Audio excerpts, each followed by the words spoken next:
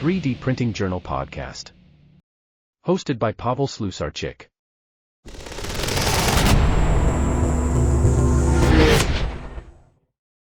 The question is, you were involved with first Objet, then Stratasys at the very start. Yeah. And how it did look like? It was like you get a phone call, hey, like, Jonathan, listen, perhaps we need your help with this issue with this MakerBot. It started after understanding that the earnout is coming to a closing and that the company is in need of serious transformation. And it was, you know, I have a lot to say about earnouts. So that's a whole different discussion. But, you know, I remind the audience, so we signed, I think Stratasys signed around 2013, signed the deal, and then until end of 2014, it was an earnout period, which basically means, for those who don't are familiar with the term, that you know, their disagreement as to the valuation of the company. So you set certain goals that, if they're met, the seller receives the valuation that they aspire to, and if they don't meet them, the buyer gets the valuation that he aspired to. So we won't get into the numbers, but there was quite a big disparity, and it was very clear towards 2014 that MakerBot is not going to hit their numbers, and that you know, there isn't a match here in terms of expectations on both ends, and that at the end of 2014 there's a serious restructuring that would be needed, because the burn is way beyond the profit margins of the company, the burn of the company. So it's burning more cash than it's making. And this was communicated to me already mid 2014, I would say, like, Jonathan, are you thinking about this? And you know, I was living in Asia, in Hong Kong. I had been married, one child. As things were going great for us, we were at a growth of, you know, beyond roughly 70% year-over-year growth, and things were going really smoothly, and we were running a very nice operation. And it was clear that MakerBot was a whole different story. There were people in the company that were for me going, and there were other people that were opposed to me going, because basically this is a shitstorm. You know, I'm not sure you want to get involved into a shitstorm. But of course, as you know, as leaders, we are always eager to be challenged. We're eager to learn something different, to experience something different. And so I was very excited about being part of the MakerBot story. What more, as you mentioned prior, MakerBot was really sort of the sexiest thing in the industry at the time. You know, it remains and was, and we can talk about that a lot, but it was a very, very intriguing, very interesting approach of, you know, bringing 3D printers to the masses, right? To democratize this whole movement of you know, makers and consumer play and so forth. Eventually, I persuaded all that I'm very eager to get this role. The story is a great story. The story is that the earnout finished on the 31st of December 2014. This is a true story. I never told this before. On the 3rd of January, I remember the date, 3rd of January 2015, the then CEO of Stratasys, David Rice, calls me up. I'm sitting in Hong Kong, and he's like, let's have breakfast. And I was like, you know, what are you talking about? I'm in Hong Kong. I'm not in Tel Aviv. I'm not in Israel. What breakfast are you talking about? No, I'm in Hong Kong.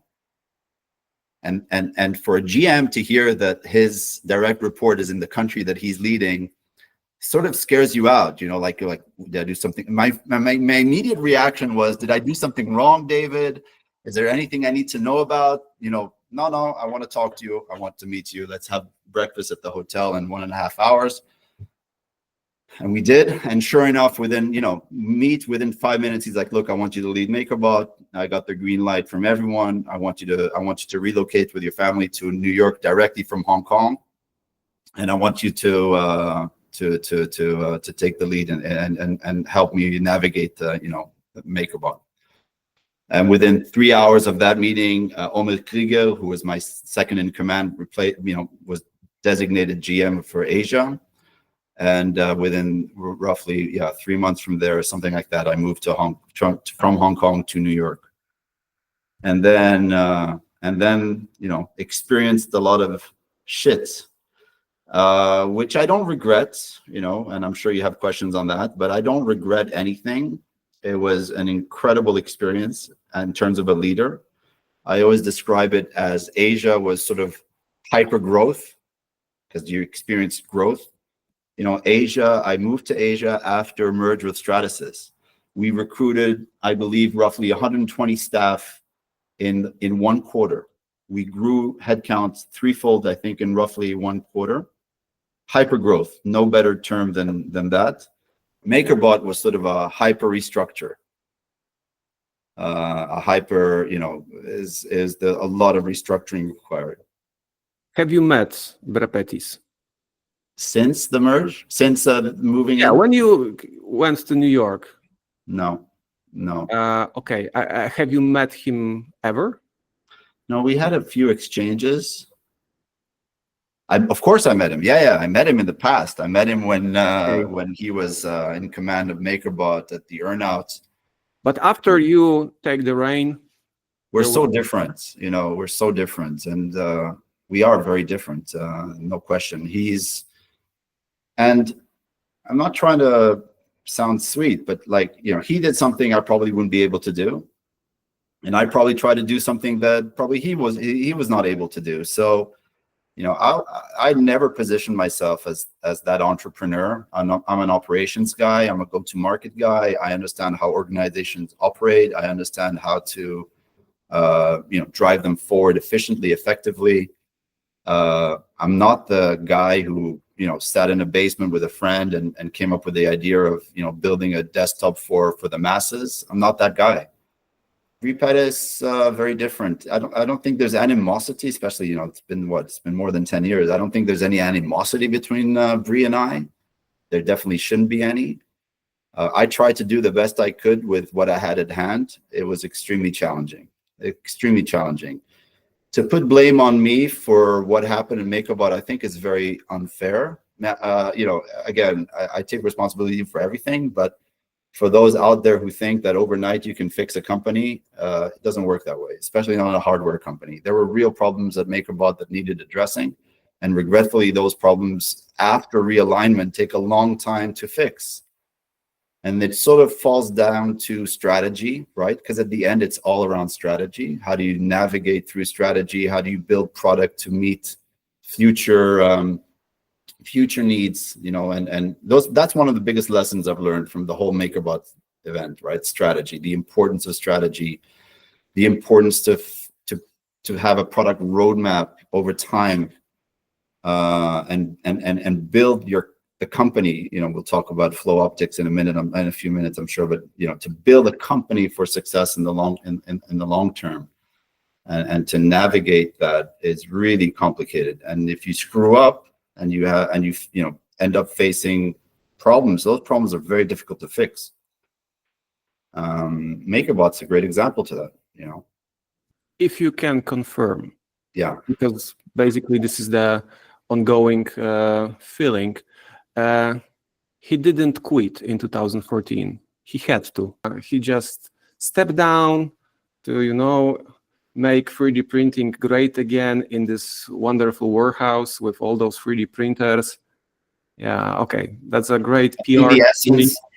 I think the essence of the problem, regardless of personalities, and the crux of the problem is around earnout. When you structure any deal around earnouts, and sometimes you have no choice but to do an earnout, right? Because you have misalignment on valuation, and so you have to sometimes you want to make a deal, and earnouts the means of last resort, in the sense that this is the only way to resolve the differences. But the very essence of an earnout is problematic, extremely problematic, because one party is buying something for the long term, and the other party is doing everything it can to meet a certain target in the short term to get the the numbers that they wanted. So there's a complete mismatch in vision. One is very long-term sighted, and the other is very short-term sighted. Now, as adults, as leaders, we are, we carry responsibilities. So it's not to say that one party is responsibility and one party is responsible and the other party isn't, but interests are different. And I think MakerBot, in part, was also around the earnout deal. The earnout deal, I was the consequence of that earnout. I was called to try to save MakerBot after this tremendous disparity between one group of people trying to push forward a product as fast as they can to get to the numbers they wanted, and another group who's trying to build a company in the long term. Tell me, if you can and if you are aware how it was. So basically, there was idea. Let's buy them. Let's merge. Just a completely different scenario between thing that happened year earlier between Stratasys and Objet. This is completely different story. So this is Stratasys, MakerBot, emerging company, which is direct and the most significant competition to our business. Let's do it. So you stated many times the project, the idea of the whole deal was wrong.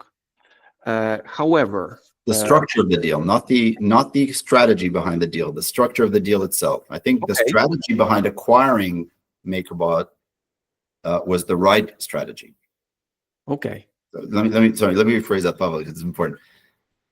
The idea behind acquiring a desktop player, strike out MakerBot for a second. The idea of acquiring a desktop player at that point in time was, in hindsight, in my opinion at least, the right decision. Which player, MakerBot or other, and how to structure the deal, right, earn-out or not, there's a lot of discussion around there. But the strategic decision to enter the desktop player through a desktop space through acquisition was the right, in my opinion, the right decision. The execution is subject to discussion. On a paper, it always looked good. I remember it was my early days of career in this industry, so I was very hyped, and I was like, now it's everything going to change. Like many other people like me in those days, we are very, very optimistic towards what the industry will go and how it will grow, which obviously was different at the end of the day. Anyway, so the idea was good. Execution was at least controversial, right? You met Mr. Rees. Yes. You moved to the New York. Yeah. You met Mrs. Lawton. Jenny. Yes, and you started this. And it was a crazy ride at the beginning because, from my perspective, a person who is on the other side of the planet, it looked like it's all going down because layoffs, closure, again layoffs, some closure again, and at the end of the day, sorry for the very short, brief summary, at the end of the day, hey, let's move the manufacturing somewhere else. Yeah. So like the whole essence of the company that everyone admired for some time, then they got disappointed, obviously. This was this hard thing you had to do. Under the age of 40. I was still quite young. Okay. So, okay, how does it look like for you first from operational level and then from personal level? It's like, hello, my fellow workers, I'm going to fire 100 of you. More than 100, almost 400. Overall, yes, but I believe it was into tranches. Yes. Mentally, personally, very, very difficult. Make no mistake. It makes you stronger as a leader. I think today, as a leader, I am stronger, but it came at a great expense of, tremendous challenges. I remember on occasion I didn't want to go to work as CEO. That's a horrible statement to say, but there were moments, there were days where I told my wife, listen, I don't want to go to work. It's too depressing. It's too difficult. There's not specifically because of a reduction in force, not because it's the day of course, for the day of, no question, but sometimes you're just, you come with a good energy, you come with a drive, you come with aspirations, you come with a good strategy. We'll talk about that for our product roadmap. We had some really interesting ideas. The method, by the way, was very much something that I introduced, I pushed forward. So I'm digressing a second. So the method, for example, these are good things, right? So literally 2 weeks, 3 weeks into stepping into the company, one of the first product meetings for product roadmap as a CEO, this is right, product is at core of everything, full stop, no sentences needed to add. So we're sitting in a meeting and the discussion is around PLA, dual extrusion, desktop printer. And I was like, no. FDM based technology, thermoplastic materials, soluble support, desktop printer, $5,000 mark, go. And everyone was taken very much aback. That's going to cannibalize Stratasys, yada yada yada. And I was like, that's exactly what it's going to do. And we have the mandate to cannibalize. The only question I ever asked David prior to agreeing to being CEO, the only question I asked David Rice, the CEO of Stratasys, was, can I use Stratasys technology? Can I cannibalize Stratasys portfolio? And his answer was always the right answer, which was, I prefer disruptiveness from within than disruptiveness from outside. So yes, you are more than welcome to disrupt this industry, disrupt the technology from within. So that's how the method took place. And then I'm digressing. I'll get to your answer in a second. And then, okay, so we need to tap into Stratasys. So then Stratasys jumped on board and said, hey, you know what? We'll build the machine for you. We have the know-how in Minneapolis. We'll build the machine for you. And I was like, no, we have a culture here at MakerBot. There is a desktop culture here in building cheap product that Stratasys had no idea how to do. It would be absolutely wrong for you, FDM folks in Stratasys, to build this product. We are going to build this product, but guess what? We're going to tap into every piece of information we can and every subject matter experts we know. And literally, we had people flying from New York to Minneapolis weekly. I actually tracked, as CEO, I used to track travel time. I used to track Slack time. That we installed in Minneapolis Slack, because we were using Slack, they were not. So the teams would be talking. All these things were managed to ensure that we're gaining knowledge, learning from Stratasys, and yet building our own product. And Method was, 4 years too late, but in essence was very much what I thought MakerBot should be. Bringing Stratasys technology and engineering it down to a desktop. And that was the beautiful part of this story. The hardship was steering a ship that was navigating one direction and now steering it to another with all the troubles that it had on board. That is very difficult. Days where you don't want to go to work. Young employees, a lot of millennials. I think the average age was 27. These are really talented staff members, typically Ivy League school staff members, first jobs, and they're like, what the fuck is going on here? People, being laid off, or my friends are being laid off. I don't need to be here. I'm in New York City. I can find a job anywhere. So it was very challenging keeping those people on board and to keep selling them the vision and the strategy of the company so that they stay on board. Very, very challenging overall as a leader to be in that environment, to continually give a spirit of positive energy and despite everything falling apart, as you say, left and right. A lot of lessons learned there, why do 2 riffs? We should have done 1 riff, for example, right? It's in hindsight, it's much easier. But if you're going to lay off 20%, 20%, or I think it was roughly 20 and 20. Why don't you just lay off 40 or 50 and get it over with? Because we were wishful thinking. We were maybe naive. Replicator 2 was a great product. Why not go back to Replicator 2?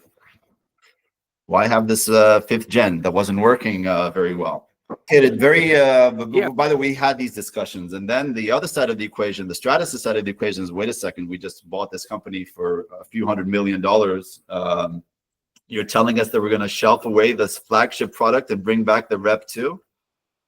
That sort of doesn't sound too good to the shareholders. Yes, to the shareholders, basically no, but I'm sure that people that are watching it right now was like, what a missed opportunity. I loved 2X. It was great machine. To this day, Method is your child. Method was my baby. Okay. Everyone at MakerBot will agree to. The Method was my baby. It was a lovely, lovely project. I left before it fruitioned. Yes. I did read about it after it was launched. But it was, the thought behind it was great. And we had more aspirations other than the desktop as well. I will go back to this because it was very problematic. What you already mentioned, this Stratasys versus MakerBot and the otherwise. Because as we remember, I believe it was before Method premiere that Stratasys launched F123 series, which was basically, when Method came out a few months later, it was like, oh, it's baby Stratasys, but baby Stratasys F123, not baby Stratasys Fortus. And this was completely different case. Anyway, the question is, you decided to leave. Nadav Goshen took your position. And if you can give some background, it was like the burnout, or you just realize, okay, I have accomplished everything I wanted to? Because one thing that is in question for me is, you put a lot of effort towards MakerBot Method, and you leave like a year before it was launched. There was a change in leadership at Stratasys. David Rice left. Ilan Levine came on board. Ilan Levine had a different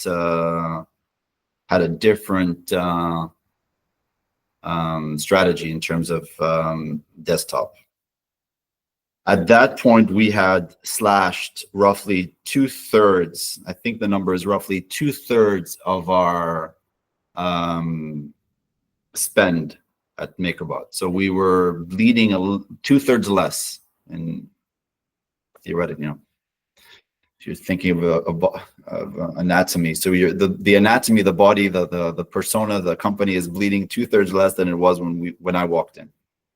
And I have to shout out here to some incredible folks out there that did a great job, like Oded Edley, who was my CFO, Garrett Wright, great guy as well. A lot of work around cost, around finance, operations, to relocate the entire plant from New York City to China. So we did a lot of amazing projects. Gil Maman, another guy. Diana, I don't remember her family name. She was in operations, also great. So we managed to stop the hemorrhage roughly 2/3. But to your question, at the end of 2016, Ilan Levine was like, stop it 100%. And we had already removed over 400 headcounts, and I was basically, my position was, I can't do it. And if you need to find someone else, feel free to do so, because I don't know how to do it. I don't know how to. The hemorrhage will stop not by cost, but by increase in revenue, right? Obviously, there's two sides to that story. And when Ilan Levine wanted to bring cost to zero, meaning bleeding to zero, so being net positive in 2017, right? I didn't know how to. We didn't have a plan for that. I didn't believe in the plan, and it was a very professional discussion. It wasn't, it wasn't a heated debate. It wasn't heated. It really wasn't heated. I remember exactly. We had a meeting with all the executives, with everyone from Stratasys CFO, et cetera. And then at the end of that meeting, I asked to meet Elon alone, and then I just face to face. I told him that I can't do this and that he should find another CEO, and then he brought on board Nadav, and that was the end of that. And in hindsight, in retrospect, and when you look back, I'm actually very happy with that decision. I think I, learned a lot from Stratasys. Definitely tools that I apply to this day. I absolutely feel I'm a better leader as a result of all that experience. And really embraced, enjoyed that period of time. I knew I'd never be CEO of Stratasys, and that's sort of the family relationship thing. Can't have a father who's chairman and a son who's CEO. That doesn't look good, and I get that. So it was time. It was time to move on. That was the reason why, the main reason why I left. Okay, but the CEO left. Nadav. Yes, he left as well. Yes. Year and a half after you left. So I believe not everything was good. I don't want to dig into details because I don't want to talk about. I can give you my look. MakerBot was a very challenging environment to work in. So the business model, let's break it down. So first of all, there's this earnout, which has a lot of flaws to it. I touched on it slightly. I don't want to get into the details too much, but basically you have different mindsets. That created a lot of problems. The business model was also very problematic. The business model of desktop printers, at least in the day, were problematic business models, right? Your gross margins on the hardware are very low, and the consumables, which is sort of right where you're expecting to make the money, is of course open sourced, and for whatever reason, that's just a reality. You can't close source it. It's just not going to work. I read your article with regard to Bamboo, and right with the firmware, that's just not going to resonate well in the industry. So the business model is very challenging. So you have earnout, you have business model. And another thing at MakerBot that had a very heavy load to it was this whole idea of software versus hardware, right? It was very loaded software as well. If you look back today, I'm not sure how much software played a role in the business, Thingiverse and all these, the mobile, and I can watch my print from afar. How much money did that really bring into the company? Zero. So it made the challenge tremendous. And Nadav, who of course led after I left, he's a friend. He was my number 2 on board when I was there, and he joined when I left. He was promoted to CEO.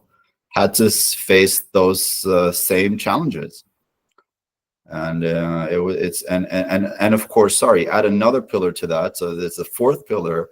The whole industry was not in a healthy spot, including Stratasys. The stock falling, 80% or 90%. I don't know at that time. So yeah, everything falling apart. To your comment below, if you're watching it from the outside, everything is. You try to move as fast as you can and do and restructure and redirect the business. But in essence, there are a lot of challenges in that business. That brings you back to this discussion, very theoretical discussion of is it better to be a private company or a public company? When you're a private company, you can operate for the long term without any pressures that the market might project onto you, and you can definitely be a lot more long-term thinking in mindset. When you're a public company, you have your quarterlies that you're tied into, your earnings. It is very challenging, if not impossible. There are exceptions, but it's very challenging to think very long term when you're public. This is, and by the way, Stratasys is suffering from that to this day. Stratasys has all the tools in its toolkit, I think, even today, to fix itself. I believe it has, and there are enough tools in the toolbox for Stratasys to pick the ones that make more sense and to strategize and restructure the company to success. One of the reasons I think it's not doing that, it's because it's a public company. So for instance, consumables. Stratasys cannot cut its ink by half price tomorrow. Can't do it. It does it tomorrow, it's doomed forever. There's no way in hell that, I don't believe, sorry, my personal opinion, I'm not in Stratasys for many years, Stratasys cannot wake up tomorrow morning and decide that its consumables are being sold for half the price. As a public company, that's a suicide.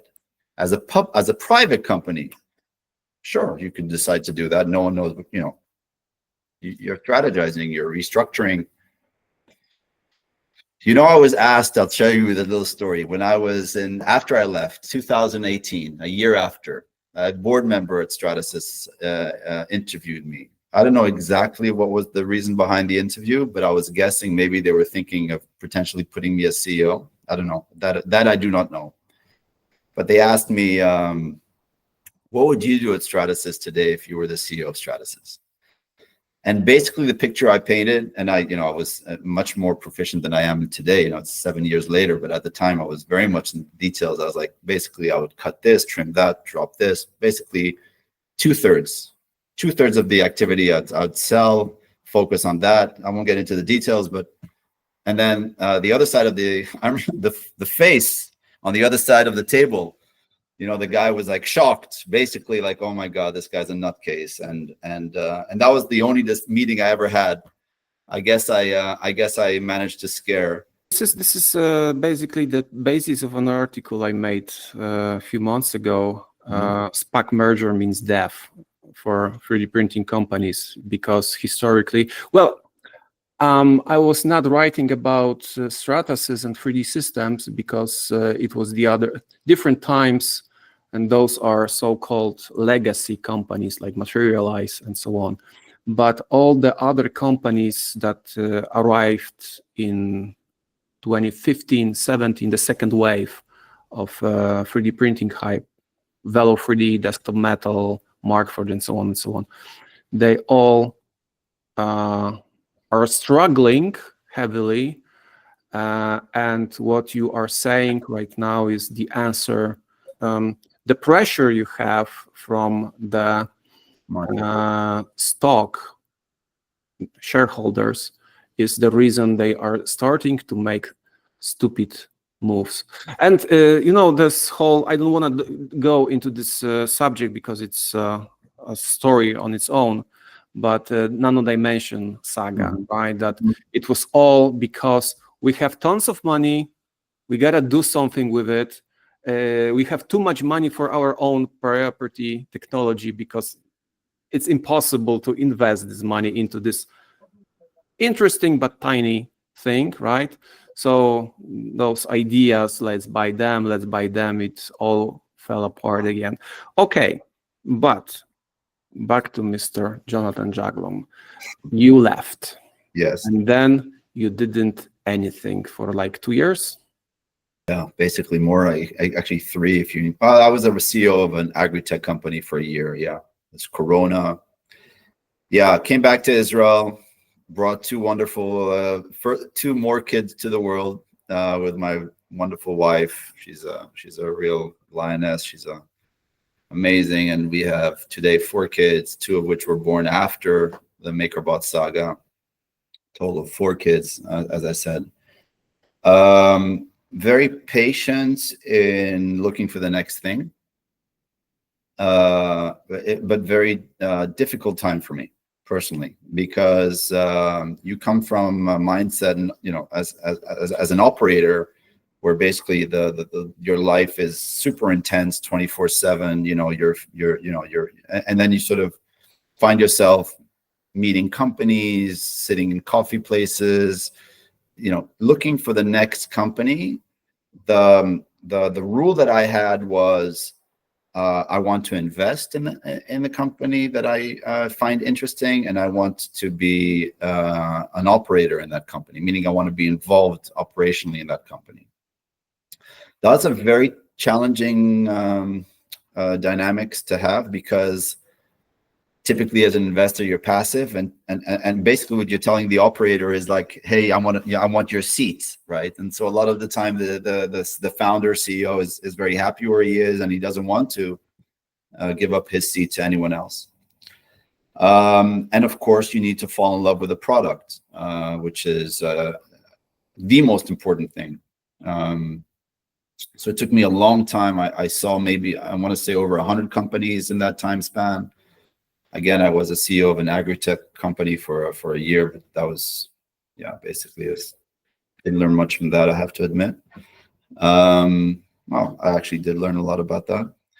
But then I came across UJet, which was today Flow, then UJet. Claudio Ottman, he was the founder. He is the founder.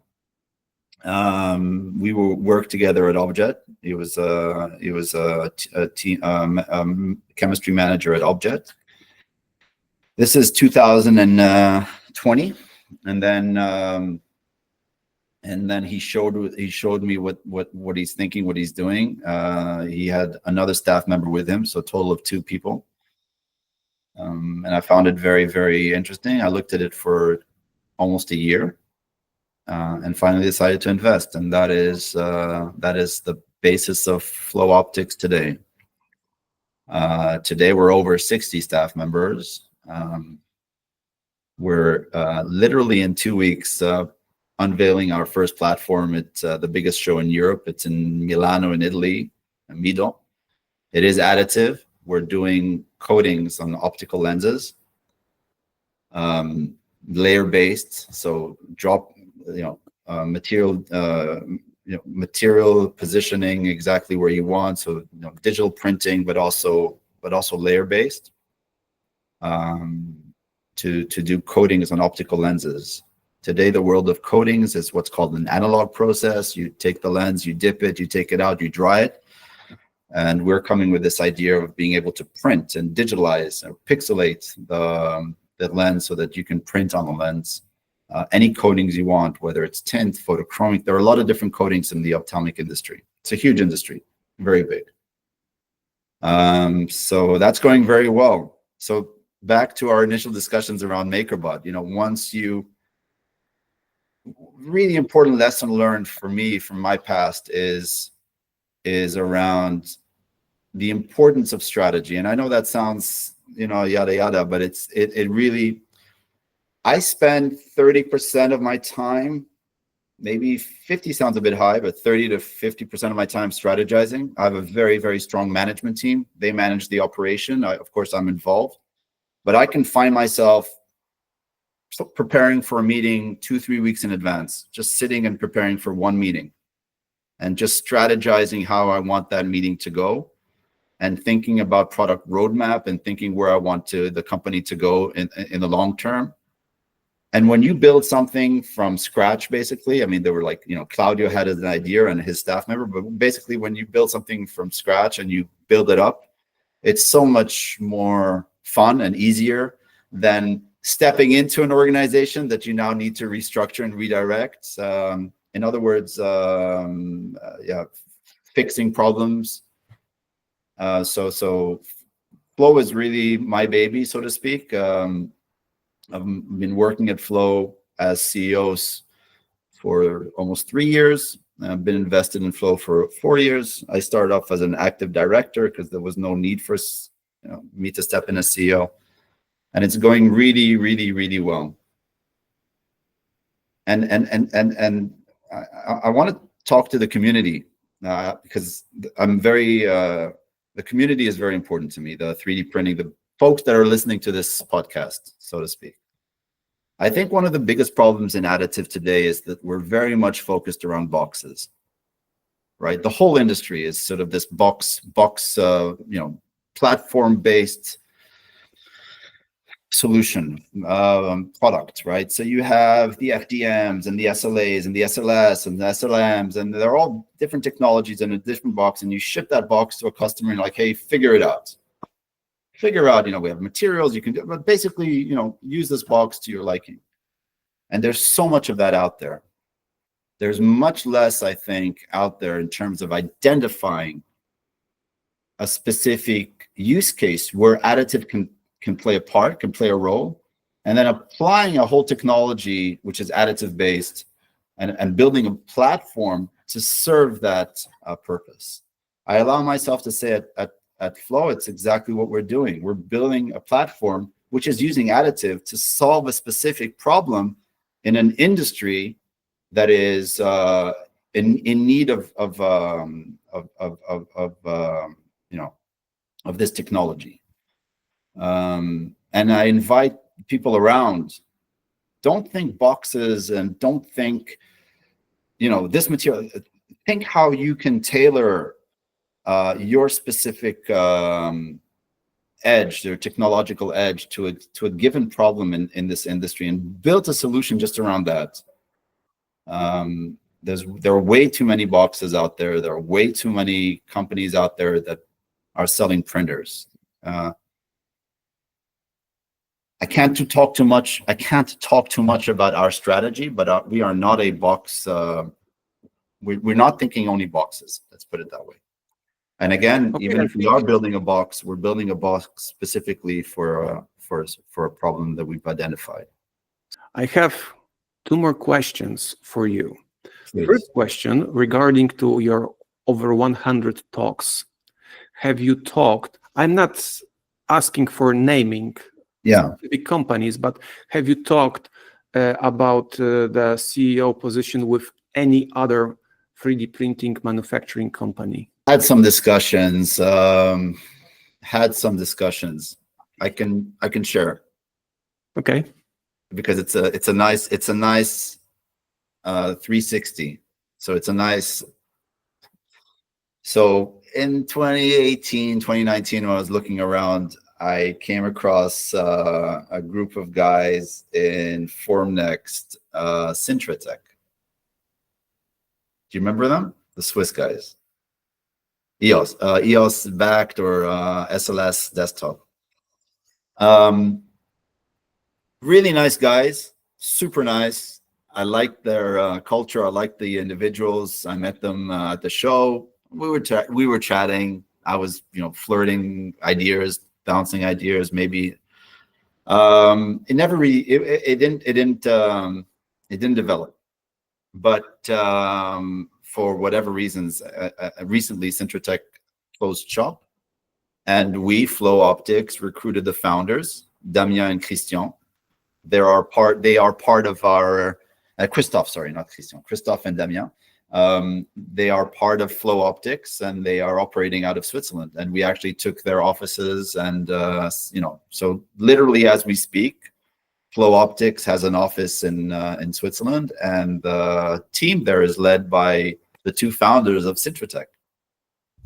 That's an amazing story. So it's how, and we laugh about it, we talk about it, and they're super stoked. They're very excited. They're doing great things. They just started literally beginning of this year. Okay, but let me get things straight. They didn't close Syntratec to join you. No, of course not. Okay. The Syntratec was closed. They were in bankruptcy chapter, and we took some of the equipment in the office that they had. We took their office, and we invited them to join. And they are if you Googled, if you LinkedIn Christophe and Damien, you'll see that they're Flow employees today. Right. That's it's not a secret, but no one dared to look for it. Interesting. And the other question is, so you spent brief time as a CEO of MakerBot, but it was significant time in your career. how you perceive MakerBot today, which in my opinion is like a shell company, is limited to a brand. I'm not really, to be honest, I'm not really tracking MakerBot anymore. I say again, MakerBot as a strategy, Stratasys did the right move, I believe, to step into the desktop space. MakerBot was selected. There were other players Stratasys talked to. MakerBot was the one that was selected. The idea of entering that space, because the movement then at the time was so massive, was the right. The strategy was the right strategy. The execution was regretful. Okay, and any thought about merger with Ultimaker? I didn't really understand I didn't really get that. The products are not complementary as far as as far as the eye can see. So one of the beautiful things about the merge with Objet Stratasys was that the products were complementary, right? You had this beautiful inkjet technology led by Objet, which gave beautiful parts but less functional, and then you had this FDM. You saw the layers, FDM layer technology was pretty not as nice, not as good looking parts, but thermoplastics.